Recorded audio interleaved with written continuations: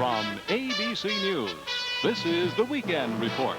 Now from our Washington headquarters, substituting for Tom Gerald, here's Britt Hume.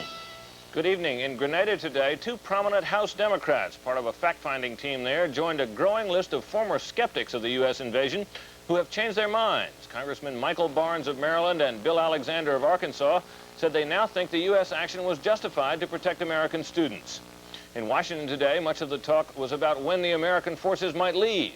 And on the island itself, U.S. officials say they have found mass graves where they think Grenadian soldiers buried the bodies of Prime Minister Maurice Bishop and dozens of others killed in last month's bloody coup.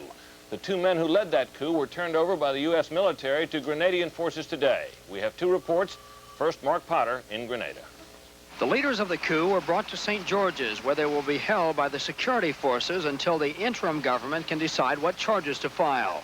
Among those brought in today, Bernard Cord, the former finance minister, who had placed the late Prime Minister Maurice Bishop under house arrest. Also being held, General Hudson Austin, the leader of the Revolutionary Military Council, who announced Bishop's death and placed the country under a 24-hour curfew. At the same time this was going on, a U.S. congressional delegation was finishing up its fact-finding tour here. Although there is no consensus on when U.S. troops will be sent home, the congressmen do seem to agree the U.S. will be providing economic aid to Grenada. There's been a void here when you take the Cubans out of the educational system, out of the health system that's been provided. Those are areas in which we're going to have to give serious thought to. There is widespread unemployment. There are many immediate needs here that I think the United States should respond to. Meanwhile, the Grenadian Council of Churches, in a message read in services throughout the country, is calling upon its parishioners to support peace and elections. Mark Potter, ABC News, St. George's, Grenada.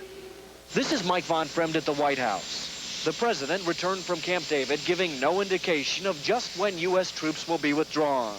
But he held an evening meeting with Jamaican Prime Minister Siaga, who has a force of his own in Grenada.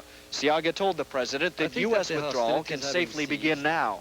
The presence of U.S. troops is now reaching a stage where withdrawal can begin to take place very soon without in any way endangering the security of the country. But Defense Secretary Caspar Weinberger, interviewed on This Week with David Brinkley, cautioned that they may have to stay a while longer. We heard just this morning, and we will hear continually in the future, from people who are down there that maybe 60 days is not enough, maybe that's enough. As far as U.S. actions against Nicaragua, Weinberger seemed uncomfortable when asked if an invasion is being planned. Question is not open, not closed, not answered. But some members of Congress fear it's a very real possibility.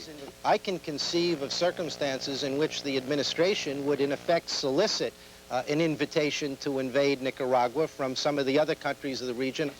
But Majority Leader Howard Baker feels that it's a good thing to keep Nicaragua concerned. And he charged that Ronald Reagan's show of force has proven that the U.S. is no longer the world's patsy. Mike Von Fremd, ABC News, the White House. Jamaican Prime Minister Siaga also said today that the American decision to invade Grenada was leaked to the military regime there about 36 hours beforehand. Siaga said the disclosure was made by one of the Caribbean nations involved in the invasion. He did not say which one. But he said the information did not include the precise timetable, and therefore, in his words, the damage turned out to be minimal.